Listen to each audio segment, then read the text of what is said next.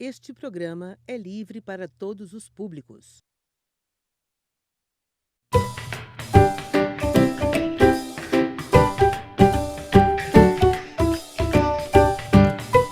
Boa tarde, gente! Nós estamos de retorno para continuar os conteúdos referentes aos conteúdos de 7º ano, né? Na aula passada, a gente começou a pensar o início do que a gente está chamando de mundo moderno e pensamos no movimento do renascimento cultural que se dá nesse primeiro momento do século XVI, né? Falamos que o início da Idade Moderna leva a grandes transformações na Europa e o renascimento cultural engloba essa transformação intelectual e cultural. Hoje a gente vai começar a repensar as mudanças que se dão no âmbito político. E é aí que a gente vai começar a pensar a formação dos estados nacionais modernos. Vocês também podem ouvir falar sobre monarquias nacionais. E a gente vai estar falando sobre um processo de centralização de poder, né? No qual, no período do feudalismo, a gente fala sobre o poder mais dividido. E aqui a gente vai começar a falar desse processo de centralização. Para a gente começar a falar da formação desses estados nacionais, a primeira coisa que eu quero que vocês entendam é: Estado é a estrutura de governo que a gente vai falar, tá bom? É a formação de reinos na Europa, ok? Com o poder na mão do rei. E a gente vai iniciar esse conteúdo diferenciando os modelos de organização política, primeiro no período medieval e depois no período moderno. Então vamos começar. A primeira coisa que a gente vai destacar é, no período medieval, a gente está falando de uma sociedade baseada no feudalismo, né? Onde quem mandava era a nobreza feudal, ou mais especificamente o senhor feudal. Existiam feudos, eram unidades feudais, e em cada feudo havia um senhor feudal, e ele definia as leis, as cobranças de tributo, entre outras, né? Era o senhor feudal que criava as leis, eles que determinavam a cobrança dos impostos, eles que eram responsáveis pela proteção do feudo e eles que coordenavam a justiça, né? A aplicação das leis e como se pagaria por isso. Comparando ao que a gente vai chamar de política na Idade Moderna, a gente vai ver que no período da Idade Média, no período do feudalismo, a gente está falando de um poder descentralizado. No período da Idade Moderna, a gente já vai falar sobre um Estado Nacional. E quem é que manda nesse Estado Nacional? É o rei, né? Os feudos se unificaram e são governados e mandados por um único indivíduo, que é o rei. Ele determinava o idioma e a religião daquele espaço. Ele comandava o exército nacional, ele determinava os pesos e as medidas que eram usados no território no qual ele mandava, ele negociava paz ou guerra, ele determinava impostos e administração de recursos, ou seja, antes, onde haviam espaços de menor tamanho, que eram coordenados e mandados por um senhor feudal, agora há uma área de maior tamanho, a junção desses feudos, todos coordenados e administrados por um único homem. Professora, mas o rei manda em tudo? Não, a gente vai ver que obviamente ele vai ter que ter um suporte, porque um reino inteiro não dá para ter só uma pessoa administrando tudo, mas é ele que é a figura central de poder nesse estado, né? Para a gente falar sobre o surgimento desses estados nacionais, a gente vai falar os problemas que aconteceram ali no século XIV para poder chegar aqui no século XV com essa estruturação desses estados. A gente já falou um pouco sobre essas transformações quando falou de renascimento cultural, mas a gente vai dar uma pincelada neles novamente. A gente vai destacar 3 acontecimentos que se desenvolvem principalmente ali no século XIV. Né? A gente vai falar do renascimento comercial que se desenvolve na Europa, né? O comércio ele volta a crescer, que era mínimo anteriormente, e os senhores feudais não tinham controle desse comércio. As revoltas dos servos, porque os senhores feudais eles foram perdendo domínio sobre os camponeses que trabalhavam para eles, né? Os servos ficaram cada vez mais revoltados pela exploração pelo qual eles passavam e eles fizeram manifestações populares violentas, né? E muitos desses servos não só se revoltavam, mas também fugiam, né? Os servos fugiam dos feudos e se dirigiam para as cidades, né? Que a gente falou que começam a, já tinha falado quando falou de renascimento, esses centros urbanos começam a se reerguer e se reestruturar. O sistema político medieval, ele não atendia mais às exigências de uma época em que o fluxo de pessoas e as mercadorias crescia a cada ano. E muitas pessoas, especialmente as das cidades, já não dependiam mais dos senhores feudais. Então, essa forma de governo do período medieval não abrangia mais as novas necessidades. Professora, mas me tira uma dúvida. De onde é que esse rei surgiu? Ele surgiu assim, de um buraco? Do nada. Puf, tá aqui o rei? Não, gente. Bora entender que os reis, ainda durante a Idade Média, eles já existiam, né? Durante o feudalismo, os reis eles existiam e eles até exerciam algum poder, mas não interferiam em todos os feudos, né? Ele tinha o poder, só que descentralizado. Ele tinha o poder, cada rei ele só exercia o seu poder em um feudo especificamente falando, né? Ele só era soberano em um único feudo. Esses reis, eles eram descendentes de famílias muito antigas, né? Descendentes de famílias que já haviam sido entendidas como reis e inicialmente eles eram reis guerreiros, né? Para se tornar rei antigamente, toda a imagem de rei que vocês acharem, elas estão muito associadas com um rei que tem uma espada ou que tem um cetro, né? Que são símbolos de poder em guerra também, né? Durante a Idade Média e no início da Idade Moderna, não dá para ser rei sem se entender também como um guerreiro, porque ele tem que ter o poder de se manter no trono, ok? Quando a gente fala sobre a crise do século XIV, a gente vai repensar o que a gente já pensou lá no Renascimento. A fome que chega na Europa nesse período, as guerras, as revoltas populares, a grande peste, né, que vocês provavelmente conhecem como peste negra, tudo isso foram problemas que os senhores feudais não conseguiam resolver. E qual foi a resolução? Que eles precisariam ter a autoridade de um rei para melhor organizar o que estava acontecendo na Europa.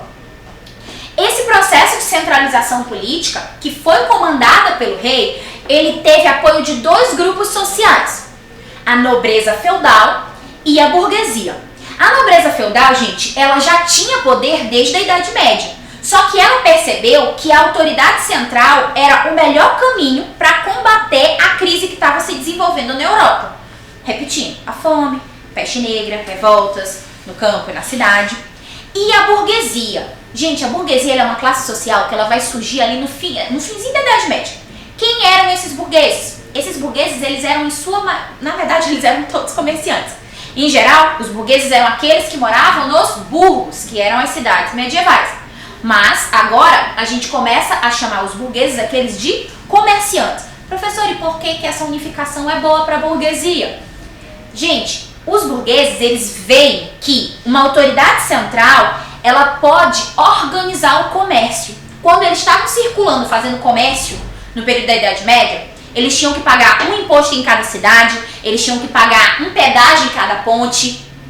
Com o rei, eles poderiam limitar os impostos que eles iriam pagar.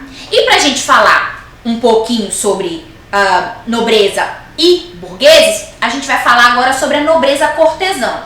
Lembra que eu disse assim, temos o rei, ele sozinho vai governar tudo?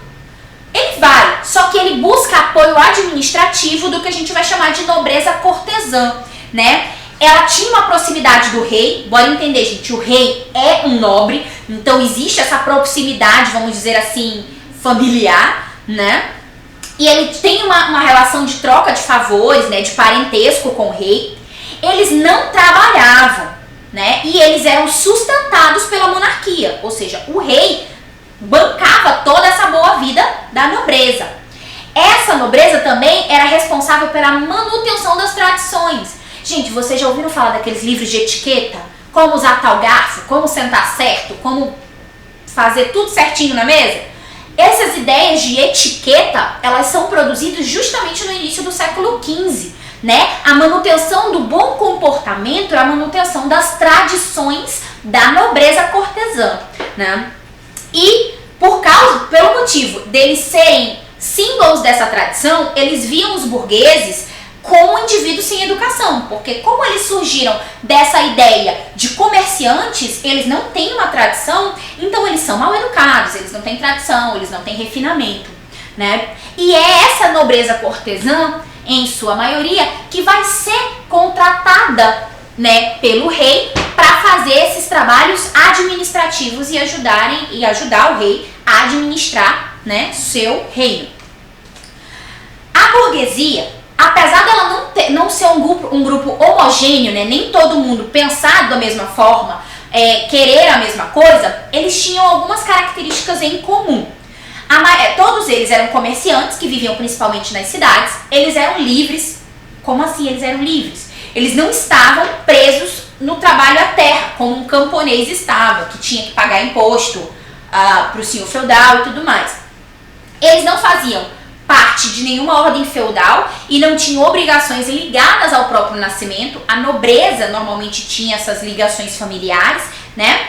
E eles se beneficiariam com a centralização do poder político e militar na figura do rei. Como a gente falou, eles pagariam menos impostos, teriam uma organização das estradas, entre outros. Daí que a gente começa a falar sobre uma aliança entre o rei e a burguesia. O rei, ele sendo responsável pela unificação política e administrativa do reino, e a burguesia financiando, né, pagando pela burocracia estatal, né, pelo salário do povo que estava trabalhando, e pagando e estruturando um exército. Gente, não dá para se formar um Estado nacional sem um exército, sem um braço armado, né? O exército, ele é parte necessária da formação desse Estado nacional. Esse Estado nacional, ou aqui que a gente está chamando de monarquia nacional, ele tem algumas características. A gente vai destacar aqui 6 dessas características.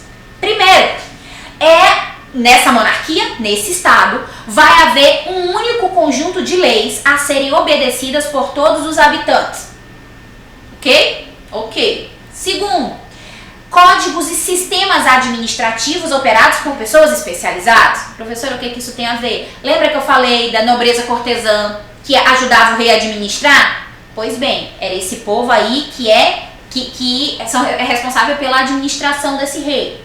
Terceiro, concentração de poder material e espiritual. Gente, o rei está no poder com a bênção de Deus. Né? Estado e igreja estão trabalhando paralelamente dentro dessa monarquia. Quarto, o exército único a serviço do rei e dependente dele.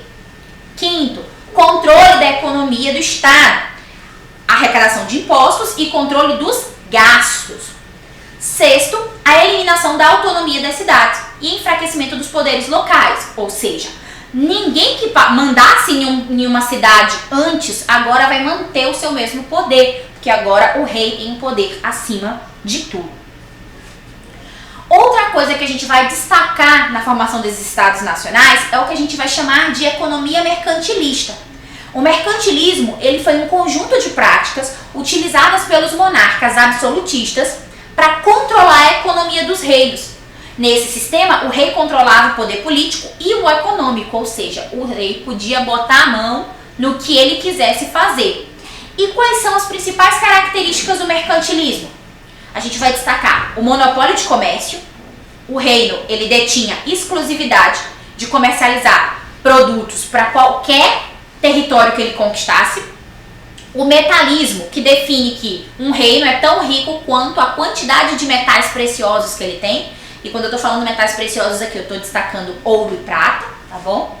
Existe o protecionismo alfandegário, que são os impostos sobre produtos que vêm de fora do país, né, do reino, são mais caros para poder incentivar a compra de produtos internos.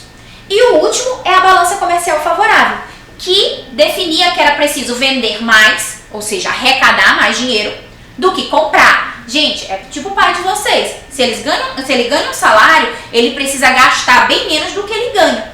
E ele mantém uma balança comercial favorável. É a mesma coisa aqui nesse sentido. O reino, ele tem que vender mais do que comprar. Apesar de toda essa centralização e do absolutismo, do controle na mão do rei, A sociedade dos países absolutistas, eles mantiveram uma sociedade semelhante à da época feudal. E para quem lembra da pirâmide social lá da Idade Média, vocês vão ver semelhanças aqui. Essa pirâmide social, ela se divide em 3 degraus, né? O primeiro estado, que é o clero, aqueles que participam da igreja, né? E aqui percebam que eu estou falando de igreja católica, tá bom? Que ainda é uma instituição muito poderosa. Eles não pagavam impostos e não podiam participar de cargos públicos. Segundo estado, desculpa gente, o primeiro estado ele podia participar de cargos públicos, né? Eu disse que não podiam, mas eles podiam participar de cargos públicos. O segundo estado, a nobreza, que era a nobreza cortesã que a gente comentou, né? Eles não pagavam impostos, eles recebiam presentes e controlavam as terras e podiam participar também de cargos públicos. Esses 2 estados são estados privilegiados. Eles têm boa vida, bom salário, né? Eles vivem bem. Já o terceiro estado, ele é uma junção da burguesia, seja da burguesia mais rica, quanto os burgueses mais pobres, mas também das camadas populares, sejam camponeses, sejam pessoas mais pobres que viviam nas cidades, né? Esses eram responsáveis por manter essa sociedade. Eles pagavam impostos para sustentar o rei, o primeiro e o segundo estado. Professora, tudo bem, entendi como se organizava isso, mas todo mundo assim aceitou fácil? Gente, mudanças sempre levam à resistência, mas existiam muitos intelectuais, né, muitas pessoas que pensavam esse tipo de governo e produziam textos e livros para justificar esses acontecimentos.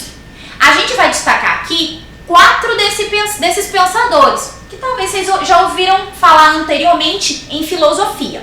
Caso não, a gente vai citar eles rapidinho.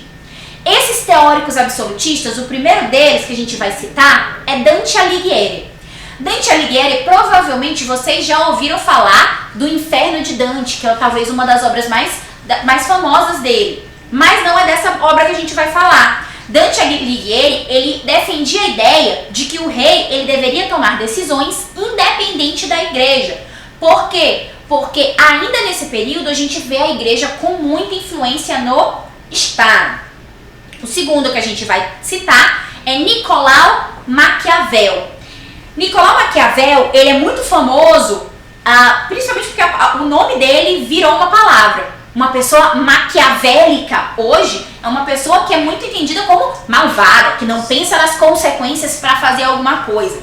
Apesar de que Maquiavel nunca disse os fins justificam os meios, ele sempre defendeu a ideia de que um príncipe, ou no caso o rei, é porque ele chamava de príncipe, né? Aquele que centraliza o poder, ele deveria fazer o que fosse necessário para manter o Estado unido. Terceira pessoa que a gente vai citar é Thomas Hobbes. Thomas Hobbes, ele constrói a ideia de um contrato social. Como assim um contrato social entre rei e súdito? Ele diz que o rei, quando se unifica o poder, ele controla a violência que é natural do ser humano. E que os súditos, para viverem nessa sociedade pacífica, teriam que abrir mão de parte dos seus direitos. Então, que os súditos não poderiam reclamar desse tipo de governo, né? E o nosso último que a gente vai citar é o Jacques Rousseau. Ele defendia a ideia, gente, de que o poder real, né, que o rei possuía, vinha de Deus, né? E por isso o rei ele só deveria satisfações a ele mesmo. Isso aqui é o que algumas pessoas chamam de direito divino dos reis. O rei está no poder porque Deus quer, tá bom? Então, a gente vai ver que quando vocês forem ter acesso ao livro didático de vocês, quando vocês forem estudar um pouco sobre o início da coroa inglesa, o início da coroa francesa, eles normalmente se utilizam dessa justificativa. O rei está no poder porque Deus quer. Só pra gente concluir, a gente vai só apresentar rapidinho a coleção que vocês estão trabalhando como livro didático, que é a coleção do livro Araribá, né? Vocês vão todos, provavelmente já receberam nas escolas de vocês, e vão ser trabalhados. Seria interessante que vocês, depois de cada aula, para uma melhor fixação e melhor compreensão, acompanhe os capítulos referentes a cada tema trabalhado em sala, ok? Nos vemos na próxima aula e até!